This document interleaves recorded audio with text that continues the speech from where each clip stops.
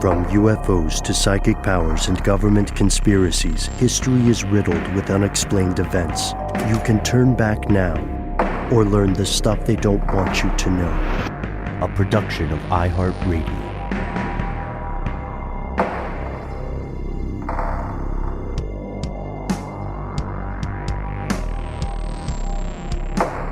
Hello, welcome back to the show. My name is Matt. It's you. My name is Noel. They call me Ben. We are joined, as always, with our super producer, Paul Mission Control Decant. Most importantly, you are here, and that makes this stuff they don't want you to know. Gentlemen, I propose that we skip the Twitter roll call for now. I just want to check in with you all. How's it going in our respective bunkers? It's going okay. Family time has been great. I have to say, we're reaching the point now in this saga, this situation, where more and more of us, at least me personally, are knowing people, like a direct, I have a direct relationship with several people who now have, or believe to have come down with COVID-19. And I would say, while a lot of this downtime being at the house has been pretty great to get things done, to be with family and everything, it feels like it's closing in a little more at this point. That's just maybe a personal feeling, but that's where I'm at. Quick question. Have the people that you suspect to have contracted the coronavirus, have they been able to obtain tests? Because those things are pretty much unicorns in this country. Not a single one. 0 out of 6. That's a shame. I wish them a speedy recovery, man. Yeah, the good thing is that of all the people I know, 4 out of the 6 have fully recovered at this point. So that's at least a very good sign. That's fantastic news. What about you, Noel? I mean, you and I spoke earlier today, but how's it going? It's good. I'm okay. I had my daughter this weekend, and I just brought her back to her mom's this morning. We had a nice weekend. We're kind of shuffling her back and forth. I'm obviously continuing to work, so it's easier for her mom, who is not working, to do the homeschool situation. She does have a small child as well, so she's having to balance that. Another my daughter's sister, but it's good. I've been doing a lot of things that I don't normally do, being home all the time. I've talked about, working on music and reading and just catching up on things and catching up with a lot of old friends, doing some online gaming. If anybody wants to online game, you can hit me up. I'm all about it. I've been playing Borderlands 3. I wanted to share something really quick that I haven't told you guys about. I had a listener reach out to me on Instagram, talking about how, thanking us basically for, the show and continuing the show. He's a fan of Stuff They Don't Want You to Know and also Movie Crush. And he said that he was dealing with the coronavirus, that he actually got the virus. I asked him a little bit more information, and he said he's a patient transport person, an ambulance driver, I assume, in Long Island. He could trace back to exactly when he was exposed because his supervisors were able to isolate the incident, that the patient that he was transporting, and go back and kind of do process of elimination. So he could figure out when he was exposed. He was exposed on like the 13th and didn't start experiencing symptoms till early last week, which that was kind of interesting to me because that seems like an awful long time. The good news is he's in his late 20s. He's running a fever of about 100.4, and it continues. So it's not just like it spikes and goes away. So that's certainly a thing that you can look for. And he seems to be doing okay. He's just taking Tylenol, and he is in the hospital. I think that's largely to do with his profession, and just playing it safe. And he said he's got nurses that are checking in on him. But yeah, it was really nice that he reached out to let him know that the show was helping him sleep and just kind of keeping him calm, and also to get a little information directly from someone that was dealing with it. So I'm going to keep his name anonymous, but he said it was okay to share this. Agreed. Yeah, and thanks for sharing that on air. No, peek behind the curtain here, conspiracy realist. We've been doing the same thing, or at least I've been, Matt, Noel, and I have been, or I've been sending you guys text messages where I've been screen capping some of similar communications. thank you to everybody who's been reaching out to us to thank us, and even more importantly, to encourage us to keep going, even when the circumstances are fraught with plot twists. Like these are troubled days. So we're here for you. You can find us as a group. You can also find us as individuals, and you can find our good pal Noel on, what'd you say, Borderlands? I'm on Borderlands. You can find me at The Cubists, TheCubists, if you want to hit me up and do a little gaming. I've been connecting with some listeners and playing some Borderlands. And just really quick, huge thanks to this listener because, very much on the front lines of this pandemic, putting himself in harm's way, and obviously is dealing with the repercussions of that, but something that clearly he does not regret, and it's very much a mission that keeps this person kind of going. So I really, really appreciated the information, and also just really respect you being willing to put yourself out there and not really think of yourself instead of thinking of others first, Yes, big ups, indeed. And to everybody else who's putting their health and lives on the line to save and protect everybody else. Yeah, we've been including that message, but we simply cannot overstate it enough. And also, in the interest of privacy, I've just been sending these messages to Matt and Noel offline. But if you are okay with us sharing your story on air, please just let us know in the message, and let us know if you wish to remain anonymous, or if you wish to have your name or a name attached to your story. There is no right or wrong answer here. But today's episode is not about COVID, ostensibly, or not yet. Today, we are returning to the Korean Peninsula. This is not an episode about my ongoing obsession with the infamous hermit kingdom of North Korea, or our collective obsession now. In fact, this, in a way, is a pop culture episode. You see, we're delving into the global phenomena collectively known as K-pop, or Korean pop music. So here are the facts. First, what is K-pop? It's what it sounds like. It's a collective term for pop music originating in South Korea, and it may surprise some of our fellow listeners to learn just how recent this phenomena is. Yeah, it's true. I mean, today's K-pop industry wouldn't exist at all without South Korea's extensive modernization and a crucial detail, their relaxation of censorship, particularly in the way this change has affected the nation's ability to broadcast things on television. Because back in the day, before some of the reforms that took place in 1987, that created the nation's Sixth Republic, there were only 2 broadcast networks in the entire country. And they had, just immense control over the kind of music South Koreans were allowed to listen to. The radio was also more or less under state control. Yeah. Think about all those times you've heard people older than you, maybe your parents, maybe your, some other loved ones, say, back in my day, the television only had like 3 channels, UHF, VHF, whatever. And then you just had to watch what was on channel 3 or 5 or 11 or whatever it was in their part of the world. This was the situation in South Korea. This is not an exaggeration. And also, like you said, radio is under government control. This means that if we're being incredibly diplomatic, we would say independent music didn't have much of a footprint, by which we mean like zero. These folks were very much a state enterprise. Rock and roll music, as we think of it today, or even back then, was incredibly controversial. It was often banned, sometimes for, I would say, almost xenophobic reasons. The idea that the culture of the Korean nation would be compromised by a glut of this foreign music.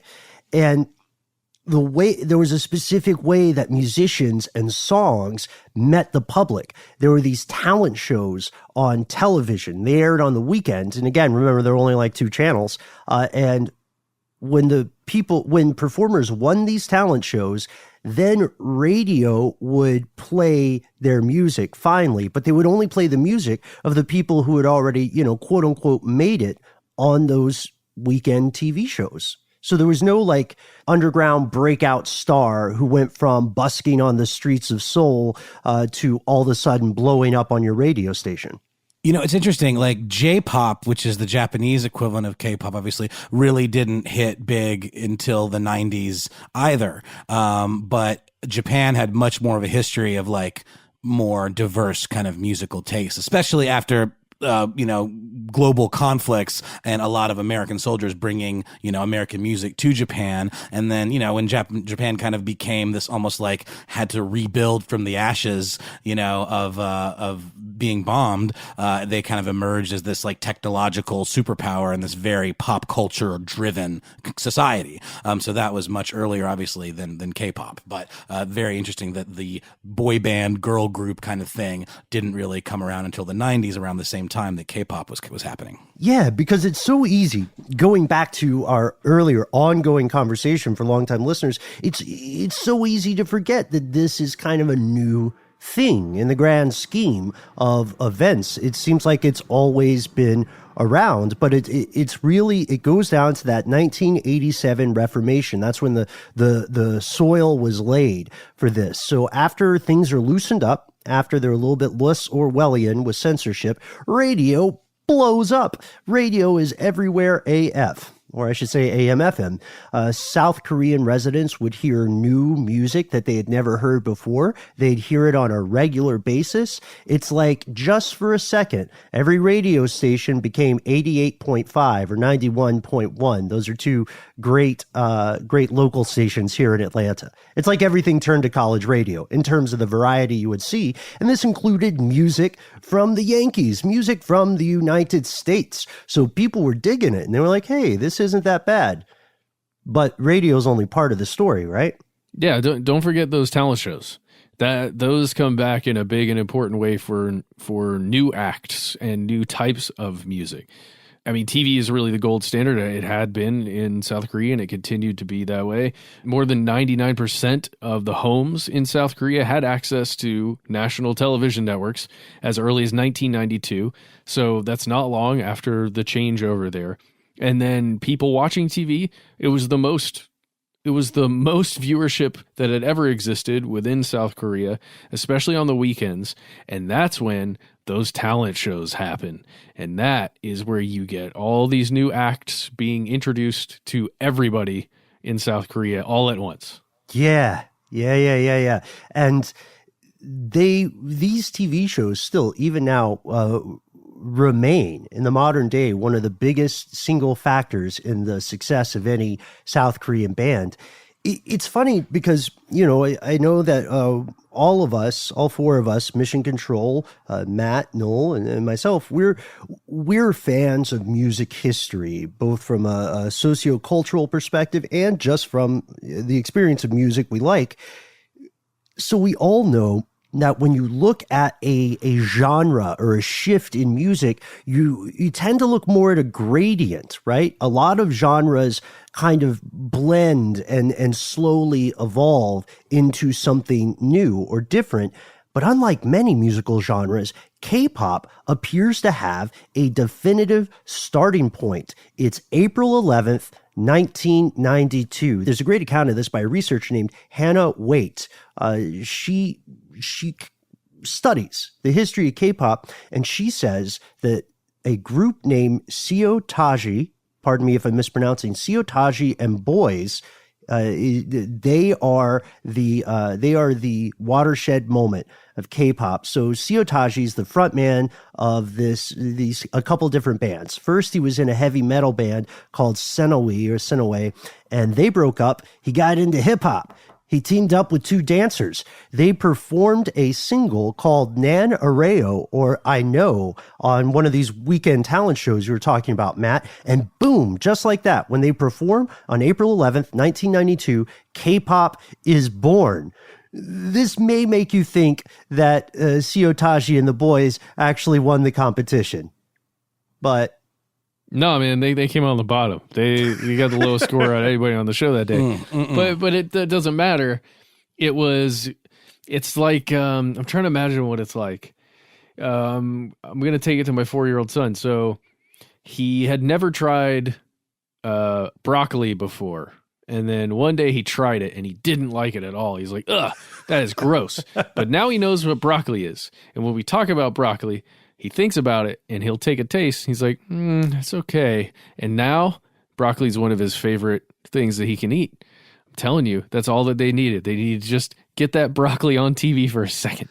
It reminds me of like that Do You Want to Be a VJ competition where that like super skinny, weird looking stoner guy, Jesse, won first place. And the guy that won runner up ended up ultimately becoming a pretty big television sensation. Like, yeah, had much more of a, long lasting career in TV, whereas Jesse kind of burned out pretty quickly. I mean, he already seemed like a bit of a burnout. He had like some issues with drugs and alcohol and like, being on the lam about, I don't know, it was a whole thing. But that guy, Dave, what was Dave's last name? He lost the competition, but he ultimately came out on top. Dave Coulier.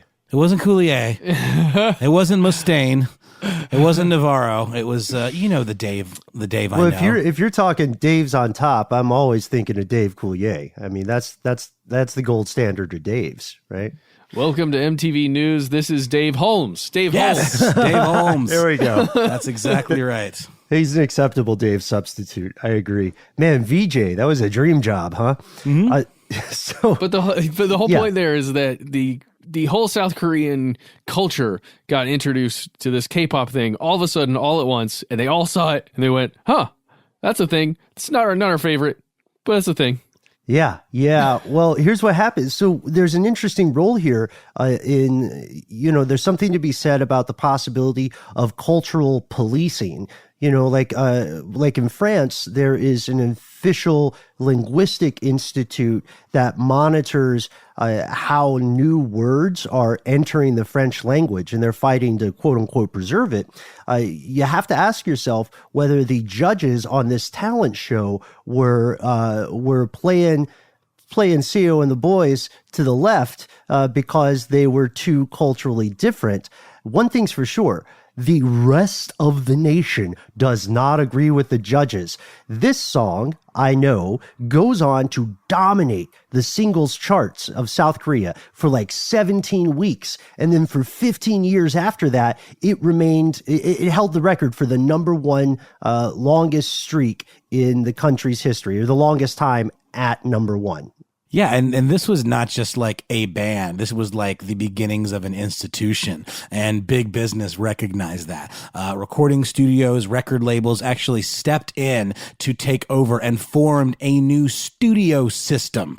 Let's think about They saw dollars. Yeah. When we say studio system, we think of like MGM, Universal, like the big movie studios. This is that kind of money and that kind of opportunity. They created this from scratch out of the ashes of the broadcast-centered system, right? So then between 95 and 98, you had 3 mega powerhouse music studios appearing. You had SM Entertainment, often just referred to as SM Town, and that was in 95. And then we have JYP Entertainment in 97 and YG Entertainment in 98, created by one of the members of Seo Taiji and Boys. And then we've got, that was Yang Hyun Suk.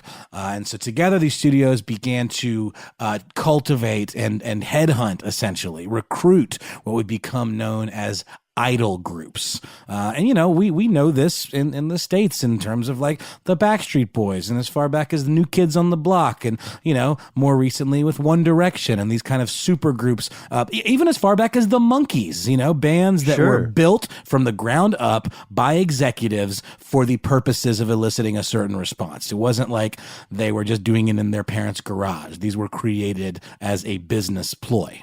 Can we pause? Can we pause here really quickly just to talk about how big this business has become? Because we're talking about the first big 3, right? SM Entertainment, GYP Entertainment, and YG Entertainment. Yeah. So these are the big ones. It's the mid 90s to the late 90s when these are created.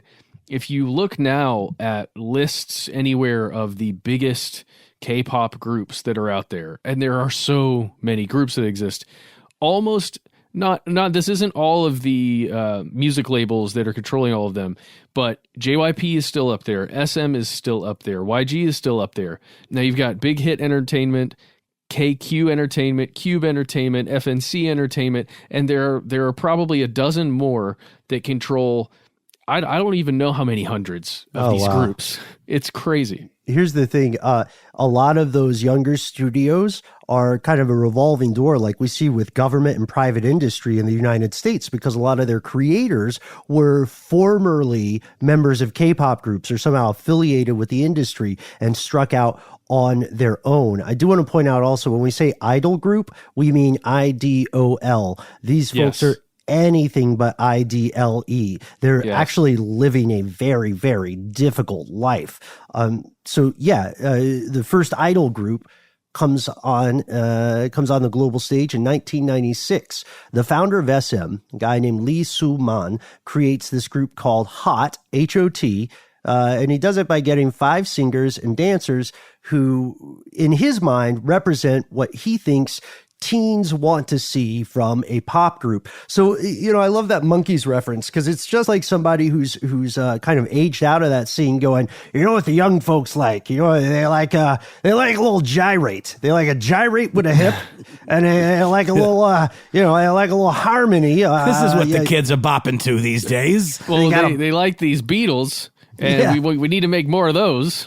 We'll just call them the Monkees. But what's funny about the Monkees is they started off that way, and then they made some pretty cool records and a really psychedelic film called Head that you guys should check out if you haven't seen it. Like, they actually went on to be pretty interesting in their own right. But yeah, that was a thing that took the world by storm. I have a question. Like, maybe we're going to get to this, but I just want to say I love Red Rubber Ball. Everyone should listen to it when you get a chance. That's a good. I think so. It's a good vocal warm up, though, isn't it? Isn't that one that's hard to say? I really thought that was an HOT song. What is HOT? Well, what's your question? No, they're called idol bands. That's obviously where the American Idol came from. It was emulating this system of talent shows that was so huge that created this industry, right? Yeah. 100% agreed. And that means that we can also trace the evolution of all the other kind of shows like America's Got Talent, and whatever their derivatives are. We can trace all of that to this genre. So now we have the emergence of the idol group, the emergence of these huge, Leviathan-sized businesses, and it's off to the races. Nowadays, the global invasion of K-pop is part of a larger cultural invasion called Hallyu, or the Korean wave. But Matt, I really like something you pointed out. How big of a business are we talking? We'll explore that briefly after a word from our sponsor.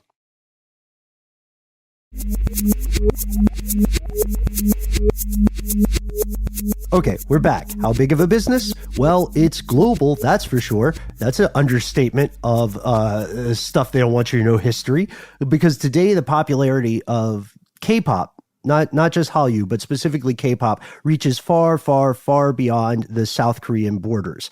There was a survey conducted in 2019 where they asked a ton of people in 17 different countries, what's the word on K-pop in your neck of the global woods? And 37.5% of everybody responding in all 17 countries said that K-pop was super popular in their country. And think about that, because not everybody in those 17 different countries speaks Korean, right? Or reads Korean. The fans are almost their own episode. The fans of K-pop are rabid. They are fanatically loyal. They're found across the planet, and there are even some what are called anti-fans. Have you guys heard about this? The anti-fans who, for one reason or another, specifically zone in and hate a K-pop band or a performer, sometimes because they feel like that person is has done something wrong to a K-pop performer that they like. It's very weird. Like this is a graphic thing, but the level of stalking here has entered like Fatal Attraction, Cape Fear degrees of extremes. Not to be too crass, but fans have in the past sent letters proclaiming their undying love to, again, people they've never met, but these letters have been written in blood, particularly menstrual blood. What? In at least a few cases. Yeah. Ooh. Okay. Well, they'll even go so far as to set up cameras and mics in the hotel rooms of traveling musicians, as these bands, as they're going around.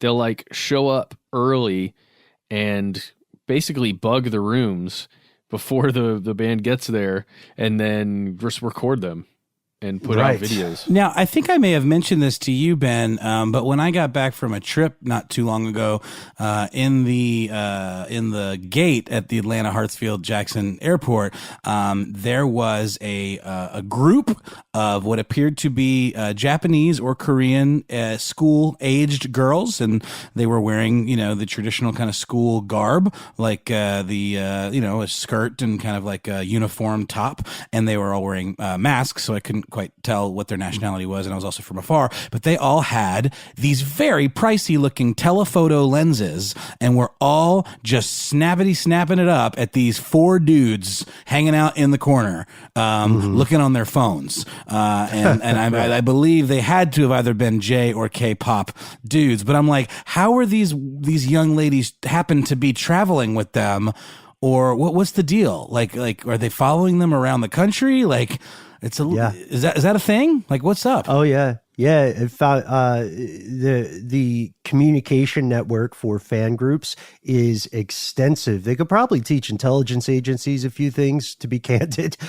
They had, I'll never forget, I was spending some time in Koreatown in Tokyo, and we saw something kind of the same thing, just sitting, getting like a matcha tea or whatever kind of coffee house confection. And then all of a sudden there was this mob of people with, as you said, very expensive, professional grade telephoto lenses, and they were waiting for these people who literally just sort of like walked by nonchalantly.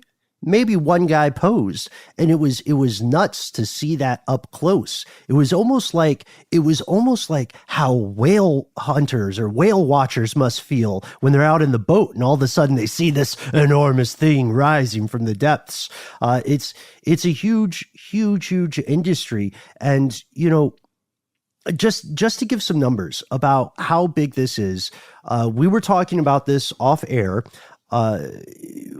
The true financial numbers, especially for those big 3 studios, are a little squirrely, at least in my opinion. I honestly think they're being underreported, but you can find some estimates. But as we're going to learn, those estimates leave something to be desired. We can talk about some specific global milestones that K-pop has reached. You'll recall the first YouTube video to reach 1 billion views. Everybody remember what that one was? Was it Gangnam Style? It was the very same, by Psy, who's interesting because he's not like your typical K-pop person in appearance. But yeah, he reached 1 billion views. And as we record, the numbers continue to climb for just that one video. Well, first of all, that must have had something to do with the fact that was one of the first ones to really hit big in America. I think so. Yeah, I agree. Because it was huge in America, and it was mainly because it was just funny. It was a really, really funny video. It was really brilliantly produced with all the dance moves and like all the crazy pyrotechnics, but it had this tongue-in-cheekness to it that I think really just hit at the time where like absurdist comedy was really big, like Tim and Eric and things like that. So I think that fascination with some of these, cultural phenomenons and then being able to kind of glom on to the sort of absurdity of it all really made it go over the top, because that was the first ever K-pop thing that I was ever really intimately familiar with, and I don't know that there's ever been another one since then that I was as familiar with. Well, here, yeah, I would agree, but let's imagine really quickly how much is that worth? 1 billion views on YouTube. Now, just from our experience on YouTube, that's probably a fairly large, that's a nice chunk of money, but it's YouTube money. It's it's okay, but that's not going to make anybody a millionaire necessarily. Even if you did that a bunch of times, you might get there eventually. And then think about album sales now in, let's say, 2020 and even the 2010s. Album sales aren't what they used to be because streaming became such a thing.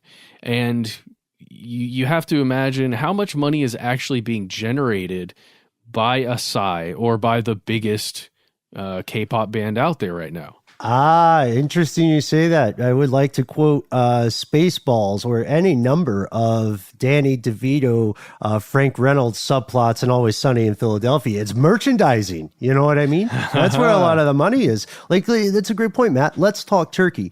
Believe it or not, as of 2019, a single K-pop band, and let's see, fellow listeners, fellow conspiracy realists, let's see if you can guess who it is while you're listening along at home. A single K-pop band is worth an estimated $4.65 billion US. Wow. Can you guess? I bet you guys already know. I think it's probably, what is it? EXO? Close.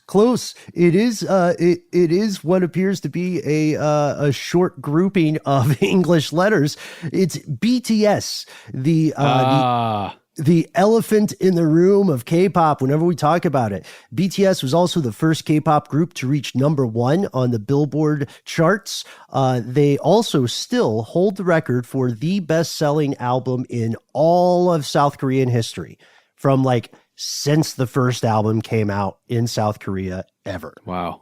I only learned about them when they went on Saturday Night Live. But they were pretty great performers. That's all I really know about them. They're a little bit different. K-pop fans have assured me, because in a lot of performances, you might hear that some K-pop bands are lip syncing their songs, but BTS is famous for always actually singing the songs. And you know what? Even if you're not a fan, you got to respect the hustle. You got to respect those dance moves. Those guys have it on lock. They're on point. Now, they also performed live in front of 1 million people in person in Times Square in December of 2019, ringing in the new year, and 1 billion other people tuned in via television. Those numbers are insane. We could dedicate an entire podcast series, not just the show, a series to K-pop alone, and doubtlessly many other podcasts have, but we just wanted to articulate the broad strokes. We wanted to give you the lay of the land. K-pop is successful. It's huge. It is a global economic force all its own. But we would be remiss if we didn't have just a little fun with this. So we've named EXO, we've named Psy, we've named BTS, and we've named the the group that made the first K-pop appearance back there in April. But let's see, Matt, you found some other names that you wanted to share with us, huh? Yeah, let's do this. I just looked up couple lists of what would be considered the top selling or most popular K-pop groups that are out there right now as of, I think, 7 days ago. So here's some. Blackpink, GOT7, Stray Kids, Twice, TXT, Red Velvet, NCT 127, 17, Mamamoo, Icon. With a K. Monsta X, ATEEZ, Super M, Astro, Giddle, or is it G Idol? I think it's G Idol. I'm not the authority there. Anyway, there's a ton. Pentagon, Day 6, X1, One Us, A Pink, XP Edition. There's just so many. Yeah, there's so many, and you picked some great ones. I am sorry to inform all our fellow listeners that Stray Kids and Twice are two different bands. For some reason, I love the idea of a band that's just named Stray Kids Twice. Me too. They're so wonderful. I love all those names. It's so much fun. It just feels like screen names to me. Right. Weird screen names. Remember when everything used to be surrounded by X's, lowercase X, and then the uppercase X? It wasn't a straight edge thing for a while. It was in some circles, yeah. People would draw X's or even tattoo X's on their flesh. This is interesting because these bands, we have to emphasize, it's not just about the music. There's the fashion, there's the tone, there's of course the merchandising. But this is not all that K-pop is. And it's tragic and it's unfortunate that we have to say that. It's the point of our episode today, because K-pop is not all cutting-edge fashion, smiling teens, and scads of money minted from catchy love songs that are written to algorithm. K-pop, you see, has a dark side. And we're diving in after a word from our sponsor.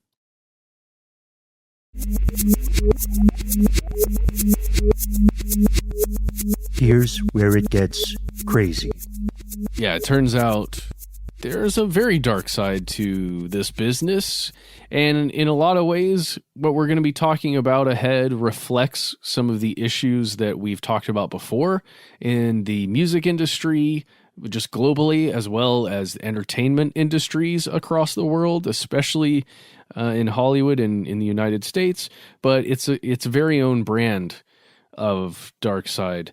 Just a word of warning coming up. This will make some of you uncomfortable. We're going to be talking about allegations of abuse, sexual and otherwise. Just a word of warning. Let's talk about it. Yeah.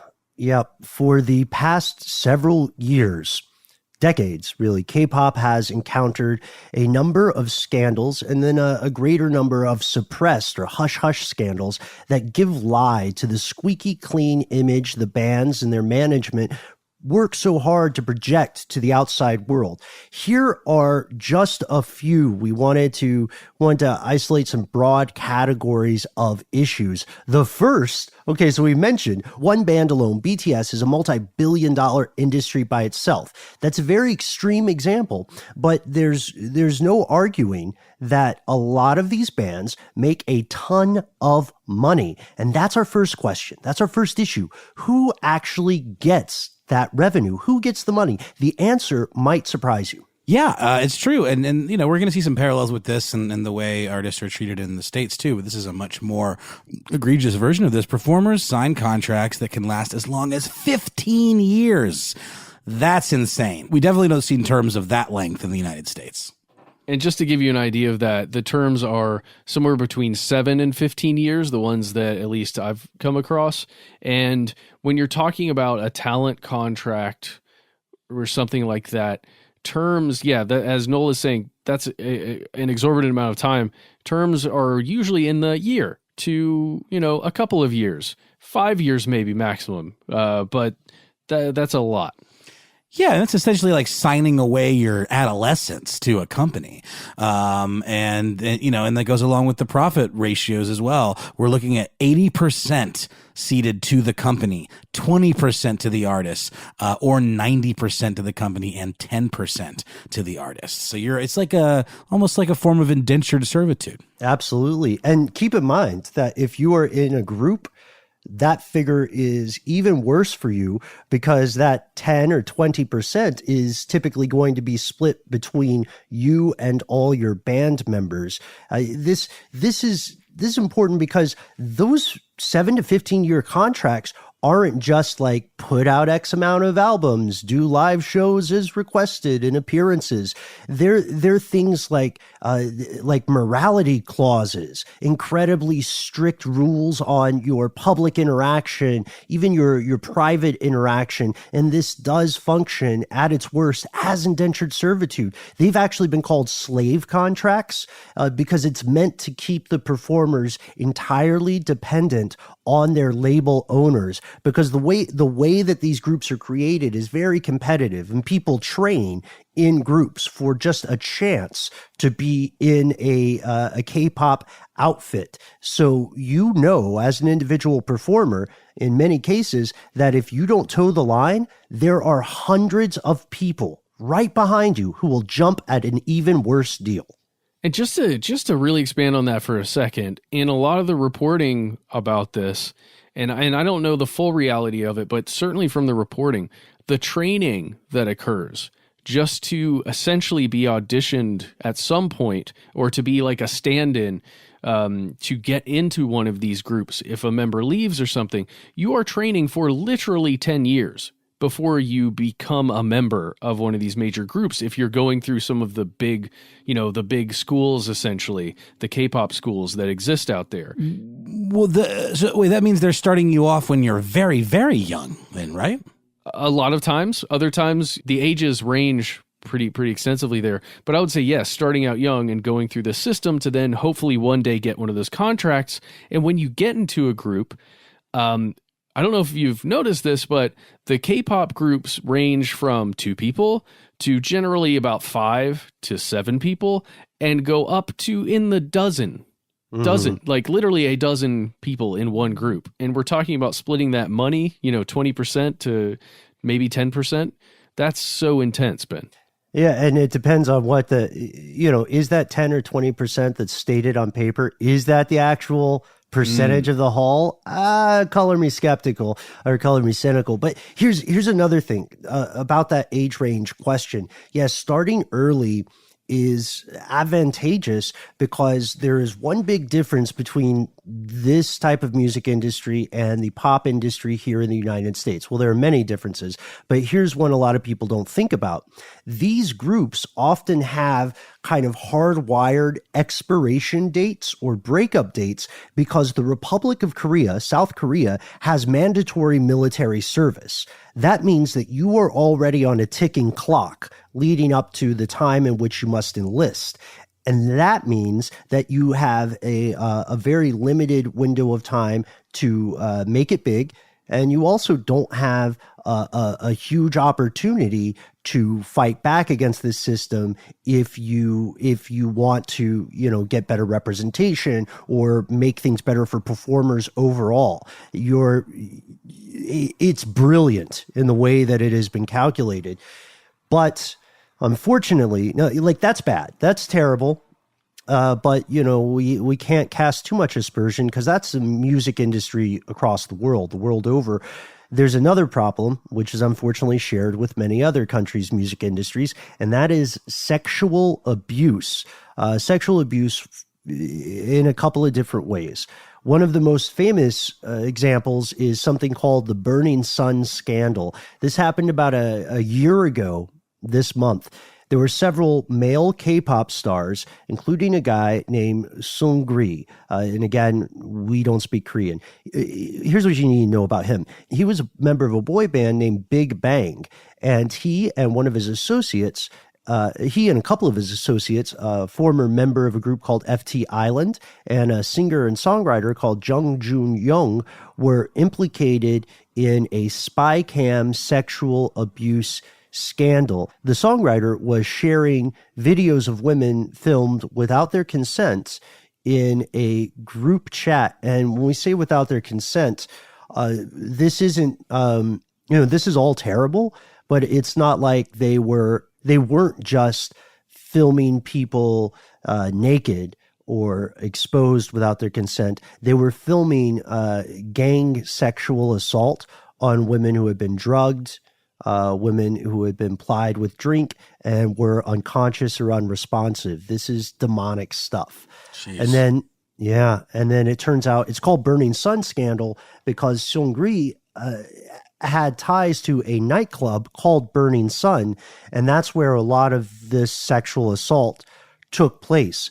The 3 men involved got 5 and 6 year prison sentences, but the controversy there is, first off, is that a fair sentence? Was there massive popularity somehow swaying the public toward giving them a lighter sentence? And that leads us to something else too, which is that there are proven cases where K-pop stars have been more or less forced to sleep with powerful people in the industry, either to advance their own career, they're sleeping with someone in a position of power, or a person in position of power tells them to go sleep with someone else and they're sent out. This is forced sex work, and it happens. It's happening. Yeah, according to BBC News, this is an issue that runs pretty rampant within the industry, where there are these clubs like Burning Sun that exist all over the place, where the K-pop stars will go to make appearances and those kinds of things. And then because of those contracts, there's this pressure that's felt to just go and do whatever you are told to do. And oftentimes it is exactly what Ben described. Again, that's BBC News. That's not, some other reporting agency that, is fairly unknown making allegations. This is BBC News actually doing some digging into this. Mm-hmm. And this tragic situation, combined with the terrible issues with the contracts and the financial, the opportunity for financial corruption, those two alone would be enough to be a horrific episode. But it doesn't stop there. There are a couple of other things we need to talk about. Yeah. Think about what it must feel like to be kind of bred almost to be this squeaky clean image. Not only that, of pop music and of good times, but very, very, G-rated kind of, and also sort of an ambassador, for your country. There were some folks, men and women alike, who have just buckled under the strain of these brutal schedules, rehearsals, regiments, and just the expectation. We've got a story about Kim Jong-hyun, who's 27, who is a member of Shin. He took his own life in 2017 after talking about how intense this pressure was.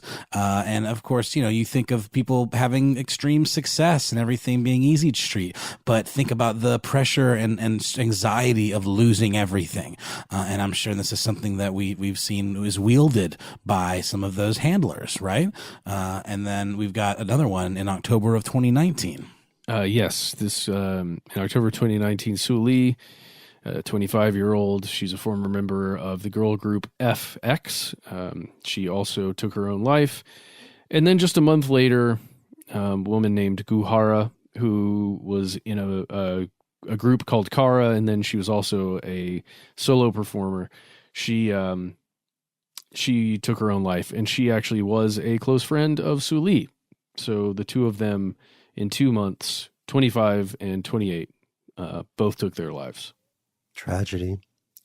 And they're not the only examples. You can see, to your point, Noel, you can see how unsustainable and demanding it could be to literally have this contract that says you have to be perfect. You can't do a lot of the things that normal kids do when they're teenagers or in their 20s, like dating, maybe having a long-term relationship, maybe even pursuing kids. You have to be this 24/7 advertisement, and that's just not how people are built to live.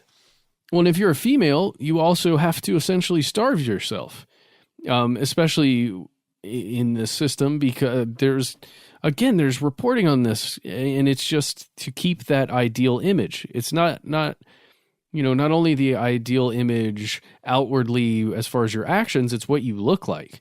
And there's also a massive problem with plastic surgery, where young people are getting plastic surgery to look a very specific way to meet these standards. And there are several alleged, let's say, cases where that plastic surgery was not the choice of the individual. It was the choice of the controlling members of that, the group, the company, essentially. Mm-hmm. Oh, and I want to point out one thing that many of us might not know is that South Korea actually has the highest rate of plastic surgery per capita in the world. And the most popular surgeries are things like skin whitening, nose jobs, and it's called double eyelid surgery. That's where they change the state of your epicanthic fold. And it's all to make these people more closely resemble this kind of idealized physical image. You know what I mean? Even if it's unrealistic. And Ben, I wanted to bring this up because we're touching on it here. Noel, you're talking about kind of that G-rated lifestyle, or that state of perfection where you can't be seen to be doing anything wrong in public, right? And yet, both males, but especially females in K-pop, are overtly sexualized, like so overtly sexualized. And that's not completely across the board, but I would estimate 90% of the groups are overly sexualized. Both in, clothing that's being worn and in choreography, especially, and the way that they are seen by the camera, the gaze of the camera. So there's this kind of, I don't know what you call it, this balancing act there between these perfect G-rated people, but then also like the way they're portrayed. You're absolutely right. Now, you see what I was getting at though, right? Like, it's almost like there's this squeaky clean image. Like, the sexualization is almost innuendo, you know what I mean? Like, you would never actually think of them having sex or being sexual beings who are in control. They're just objects. They're sort of like anime characters or something like that are kind of trotted out, and there's no humanity to them. That's the way they're portrayed, kind of. Yeah, I guess so. I think it's just it reminds me of somebody like Britney Spears that had that similar thing. Like, if you remember when she was first becoming popular, and she's portrayed as this schoolgirl in this very innocent way, and yet hypersexualized. Mm-hmm. So it's just it's just, we're talking about all these issues here, and you can just almost feel how the portrayal on camera, I think, a lot of times ends up being one of these major issues where there's a disconnect between what's being seen by the end user, somebody at their house, watching one of these videos. There's such a disconnect between that image that's being seen and then the actual human being that is attempting to function within this system. Absolutely. No, I completely agree with you. Yeah, same. I think we're all in agreement here. One terrifying aspect of this we have to point out is you don't see this talked about as much, but our neurological research proves that a person in this age range, oftentimes their brain is still developing. So being in this kind of situation can have lasting effects on the structure of your mind, which I know sounds crazy, but it is true. I'm not being hyperbolic. There's one last thing we should also talk about, and that's privacy violations in K-pop and abroad, because according to several social critics and columnists and researchers, this sexism, this misogyny that these stars, female stars in particular, but also males face, is a symptom of a larger problem in society. There's one researcher that really stood out, Mano Lee, who's a K-pop columnist, and specifically talking about the problems that female K-pop stars face. Mano Lee says the following. Quote, a lot of Korean women can relate to the issues that female celebrities deal with. They have experienced it themselves. Many, she says, feel unsafe due to the pervasiveness of MOLKA, MOLKA, gender-based violence and victim shaming. And MOLKA is weird. It's a portmanteau. It comes from two Korean words, mole, which is Korean for secret, and ka, which is the word for camera. And so molka means the illegal filming of women, and it is a huge problem. And I mean, this doesn't pass unnoticed. I mean, there's been widespread outrage over this spy cam epidemic. In 2018, almost 6,800 cases of hidden camera crimes were reported in the Supreme Prosecutor's Office. And in some cases, camera were actually hidden in women's public toilets and also motel rooms. Others involved things like filming and sharing videos of women that had been taken by their partners and former partners. It's almost like revenge porn kind of stuff that we think of in the States, right? Yeah, exactly. There's one other thing I want to add.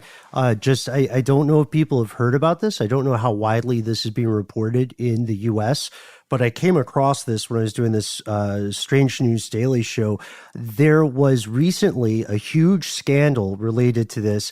Is based on something called the Nth Room, NTH, and don't dive into it unless you have a strong stomach. But essentially what happened is a group of terrible dudes started blackmailing women, several of whom were minors, in South Korea, and forcing them to film themselves doing very dehumanizing things, up to and including self-harm, sexual assault, and incest, and then charging other people to, like, they called them tickets, to go into the messaging group Telegram, go into what they call these nth rooms and watch these videos. One of the main guys got caught. Several of the other ones are still out there. And one of the big conversations in South Korea now is about prosecuting the people, the thousands of people who paid to watch these horrible things. That story's ongoing. We don't have an answer, but that just shows us that this mulka, this illicit filming epidemic is huge. It's bigger than K-pop, and not a lot of things are. But there is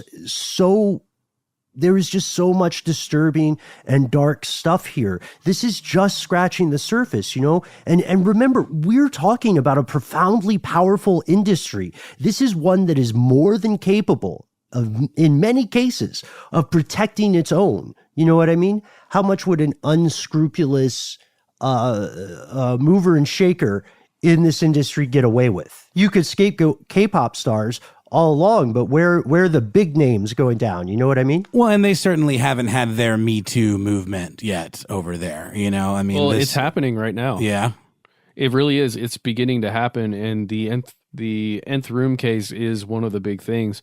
There are a lot of students that are speaking out now, who are, the trainees, the ones going in doing that like 10-year stint, right, that we were talking about.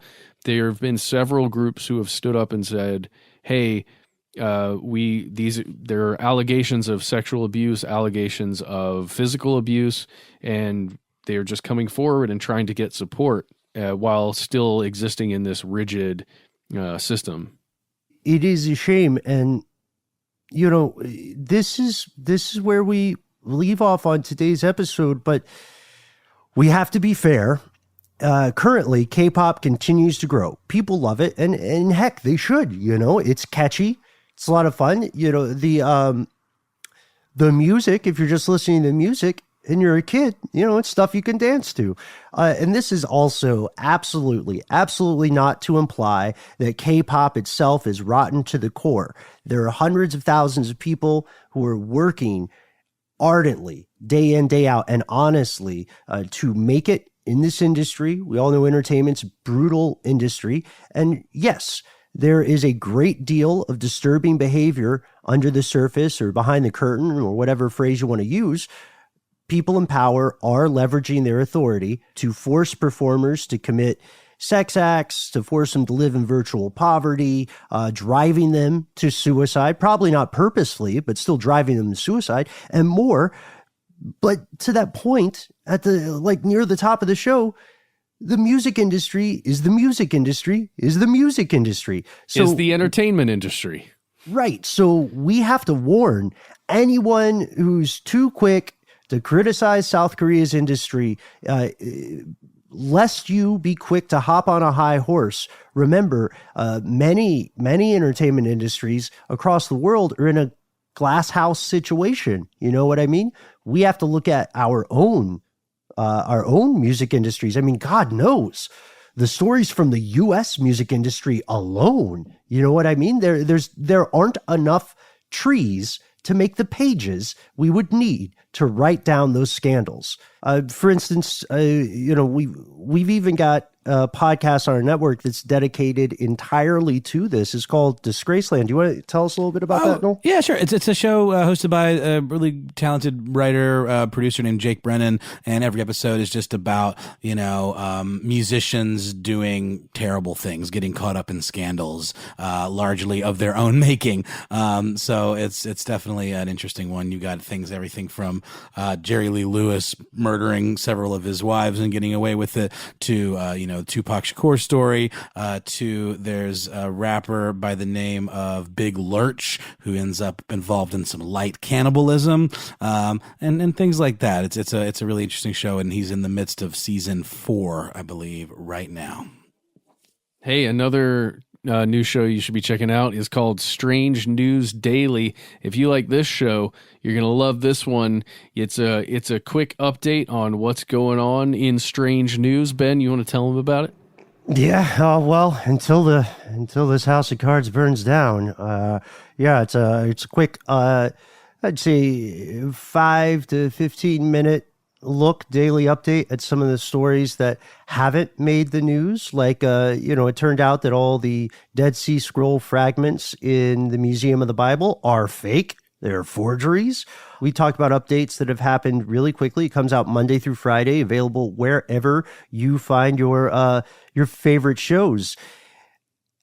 And, we want to hear from you because we know there are, statistically speaking, several of our fellow listeners have to be K-pop fans. The industry is just that huge. So we want to hear from you. What are some of your craziest K-pop fan or anti-fan stories? What's your favorite group and why? What allegations have you heard? What do you think the future of K-pop is? Tell us. You can find us on Facebook. You can find us on Instagram. You can find us on Twitter. Yes, we are Conspiracy Stuff on Twitter and Facebook, Conspiracy Stuff Show on Instagram. We have a phone number. It is 1-833-STDWYTK. You can leave us a message, tell us what you think about this episode, give us suggestions for others, make us laugh, tell us something interesting about yourself or your Aunt Judy. Whatever you want to do, we're interested. Give us a call. Yes, give us a call. Let us know what you think. Reach out. And you know what I'm going to say, because everybody needs these human moments nowadays. You don't have to have an interesting story. If you've got something Reddit would call mildly interesting, all right, lay it on us. Yeah, or just tell us how you're getting through this whole thing. If you got any tips, or just tell us how you're doing. That's totally awesome. And if you don't want to do any of that stuff, you can always send us a good old-fashioned email. We are conspiracy@iHeartRadio.com.